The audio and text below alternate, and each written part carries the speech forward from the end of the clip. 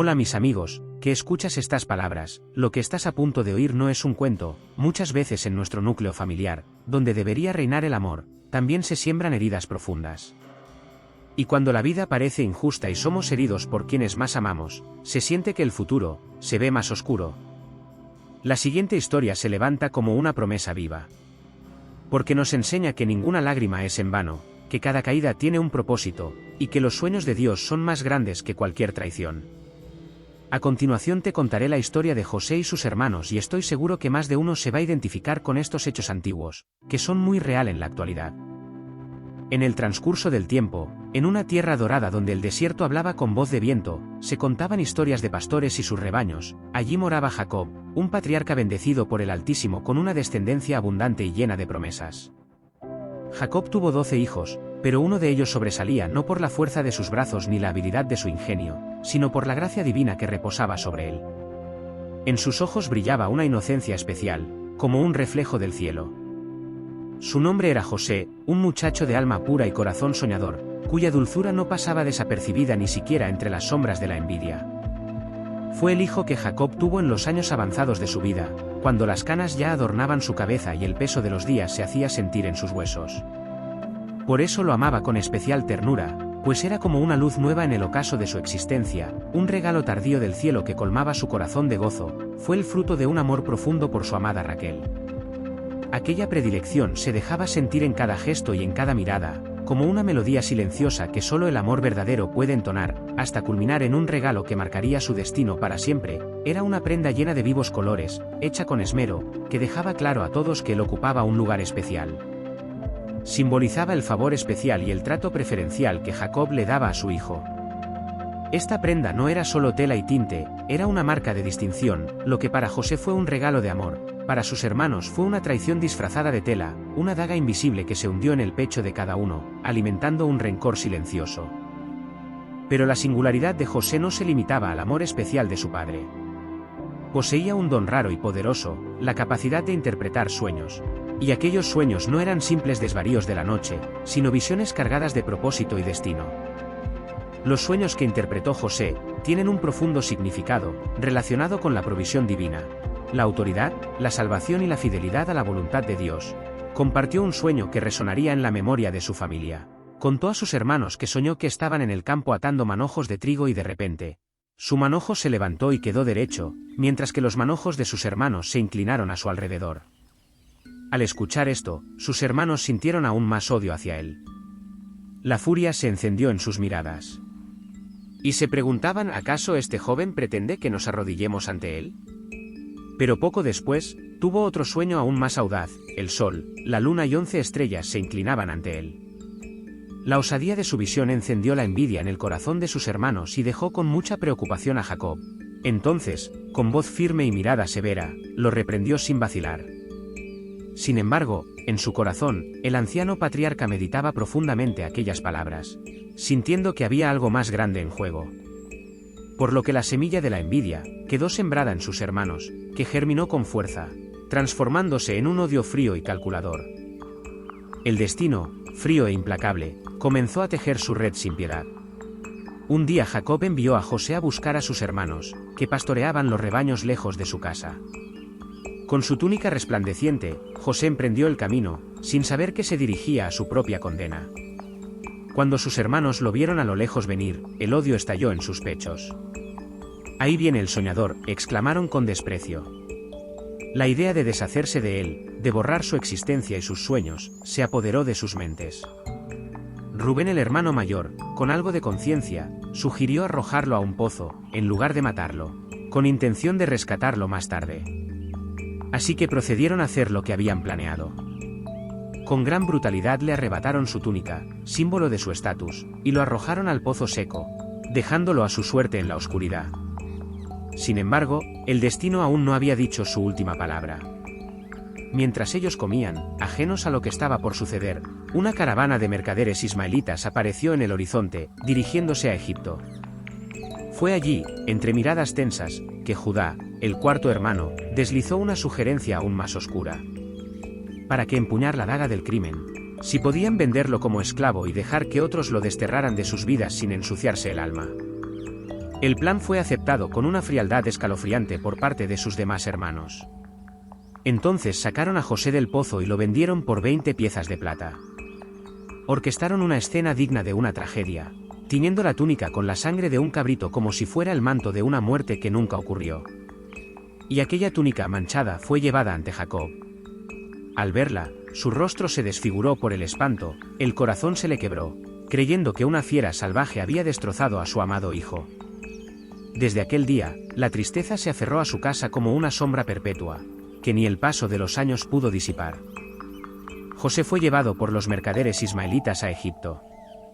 Despojado de su hogar, de su libertad y de su honra, José fue puesto en venta como esclavo, un desconocido en tierra extranjera, sin escudo ni aliado, salvo la fe que ardía en lo profundo de su alma. Egipto era una tierra de pirámides y dioses, donde el Nilo dictaba la vida y la muerte. Fue comprado por Potifar, un oficial de alto rango del faraón, capitán de la guardia. La vida en la casa de Potifar era dura para un esclavo, pero la bendición divina seguía a José. Su diligencia, su honestidad y su don innato para la administración hicieron que Potifar lo notara rápidamente. Pronto, José fue puesto a cargo de toda la casa, y la prosperidad inundó el hogar de su amo gracias a su presencia. Sin embargo, el destino, caprichoso, le tenía preparada otra prueba. La esposa de Potifar, una mujer de belleza seductora y moral laxa, se encaprichó de José. Día tras día, lo acosaba con sus insinuaciones. Pero José, fiel a sus principios y a su Dios, la rechazó una y otra vez. Finalmente, en un arrebato de ira y despecho por el rechazo, ella lo acusó falsamente de intento de violación. Una mentira bastó para derrumbarlo todo. Potifar, cegado por la furia, mandó a encerrar a José en las mazmorras del faraón. Consumido por la vergüenza y la ira, arrojó a José a un lugar oscuro y sombrío donde muchos sueños morían. Pero incluso en la oscuridad de la prisión, la luz de José no se apagó. Su habilidad para interpretar sueños se manifestó de nuevo. Dos funcionarios del faraón, el copero y el panadero, cayeron en desgracia y fueron encerrados con él. Ambos tuvieron sueños perturbadores, y José, inspirado, les reveló con certeza el significado de sus sueños. Al copero le anunció que sería restaurado a su puesto junto al faraón, pero al panadero le reveló un destino amargo, sería colgado en alto y los pájaros devorarían su carne. Y tal como lo dijo, así sucedió.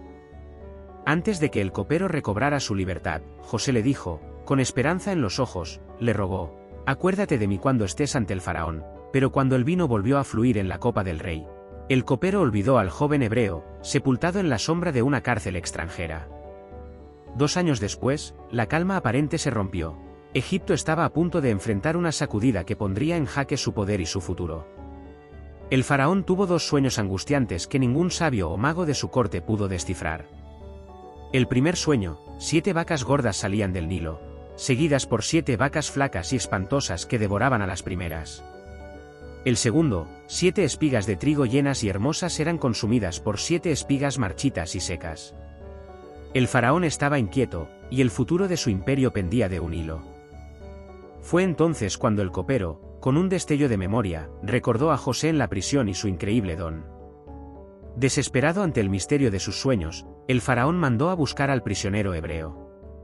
Y José, llamado desde lo profundo de la cárcel, se preparó para presentarse ante el trono más poderoso de la tierra.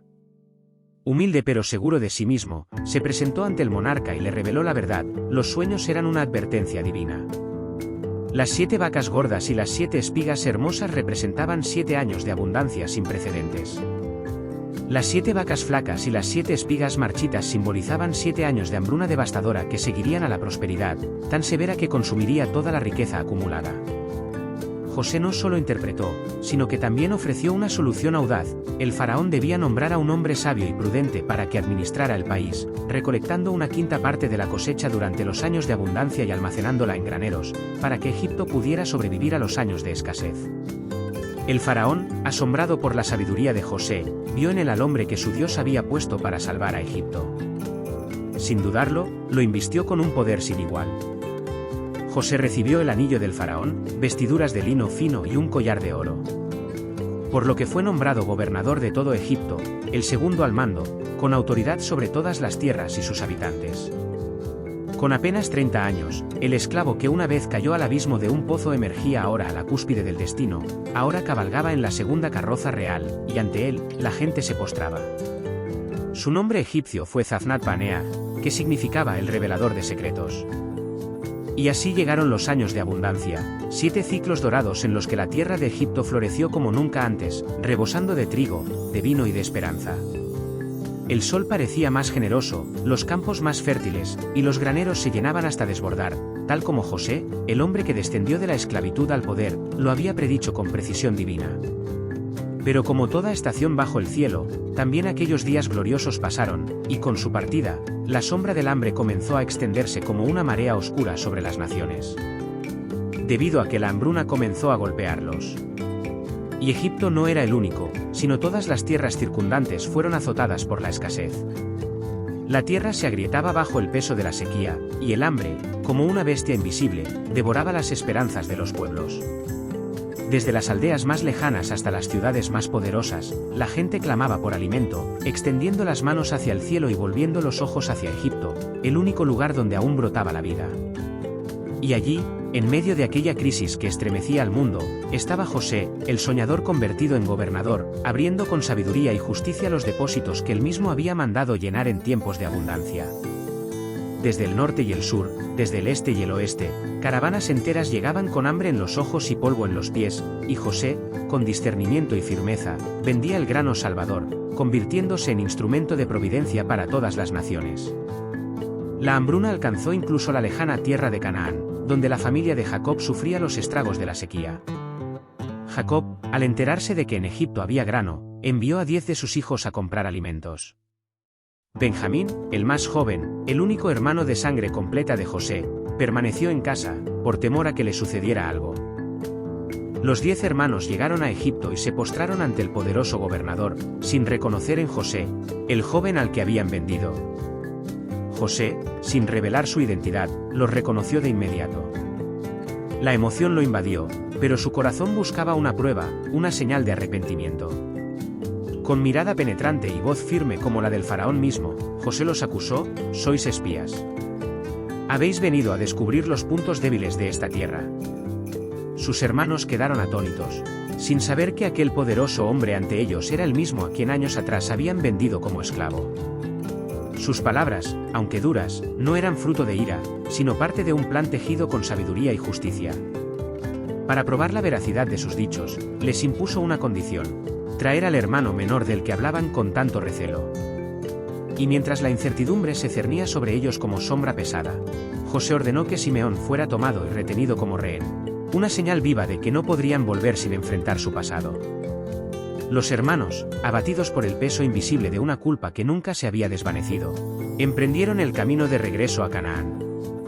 Cada paso sobre el polvo del desierto parecía recordarles aquel crimen cometido años atrás, cuando arrojaron a su hermano a un pozo y vendieron su sangre inocente por unas pocas monedas de plata. Ahora, con Simeón prisionero en Egipto y la exigencia de llevar a Benjamín de regreso, sus corazones latían entre el remordimiento y el temor. El eco de sus decisiones pasadas retumbaba en su conciencia como un juicio que el tiempo no había podido silenciar.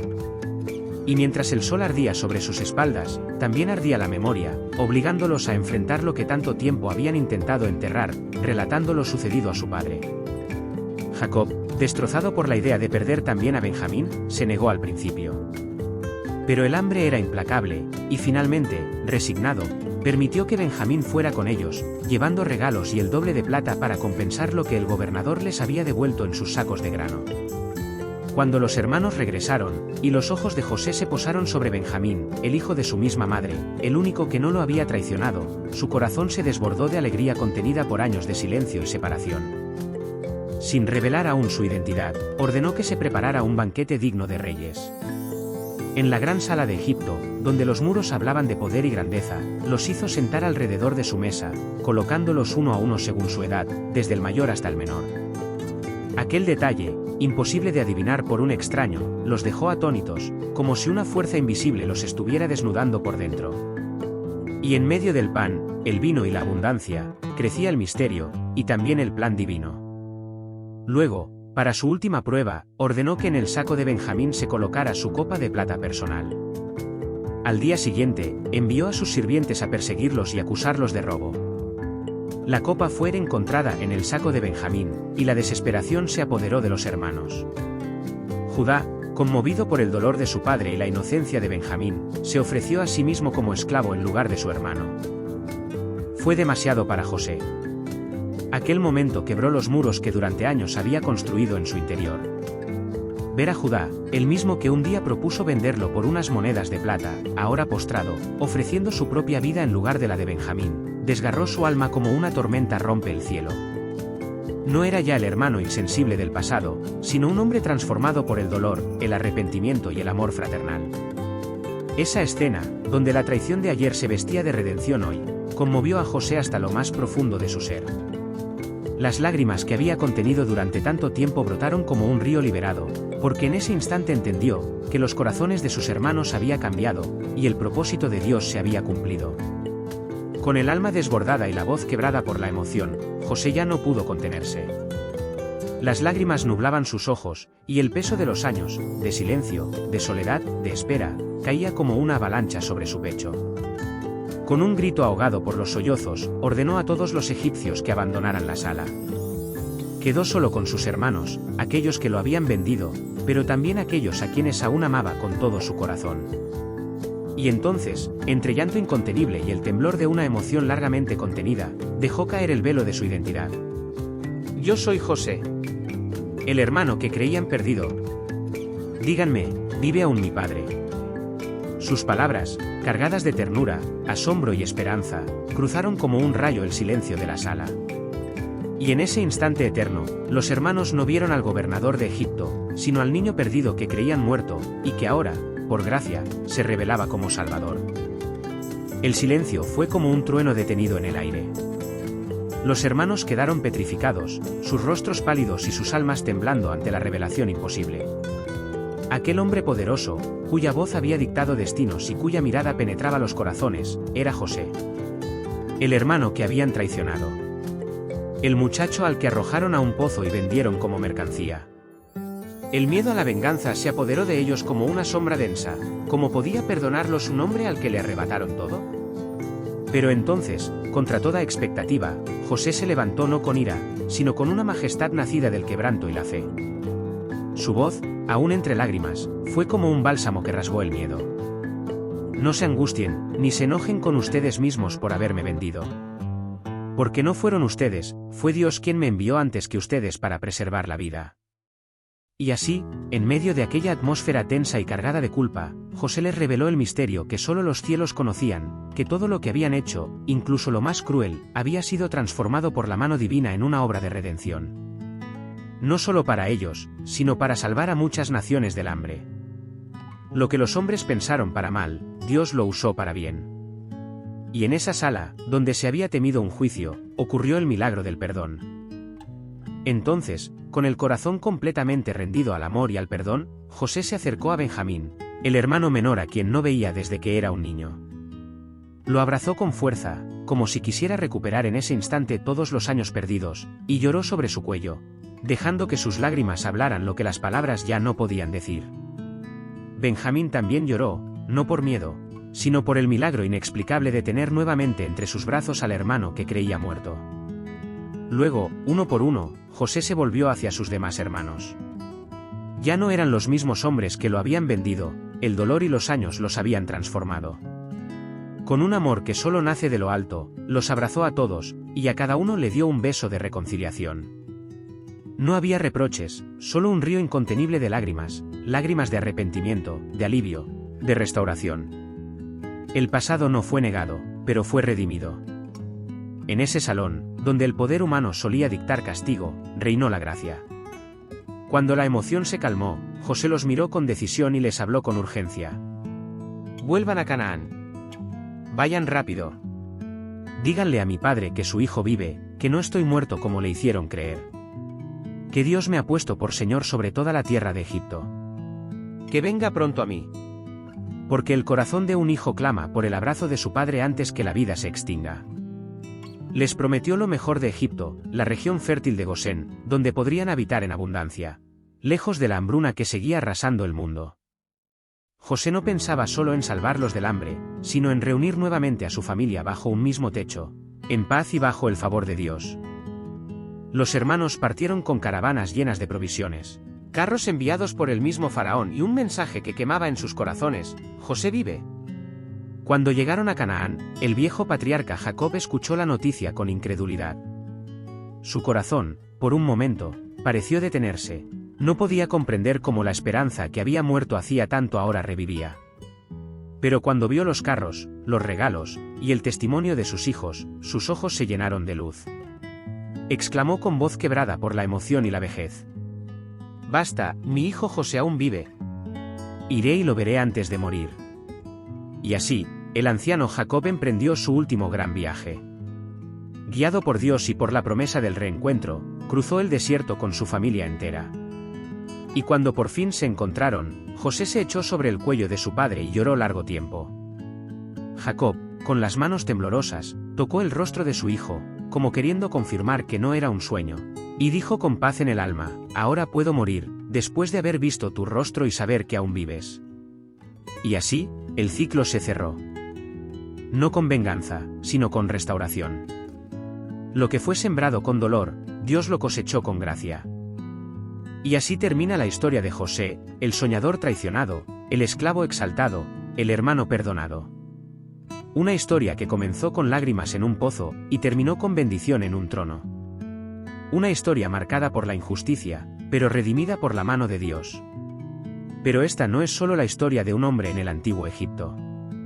Es la historia de todos nosotros. Porque, como José, también hemos sido heridos. También nos han traicionado. También hemos vivido momentos donde no entendíamos por qué nos tocaba sufrir. Y sin embargo, Dios sigue siendo el mismo. Sigue cumpliendo sueños. Sigue restaurando familias.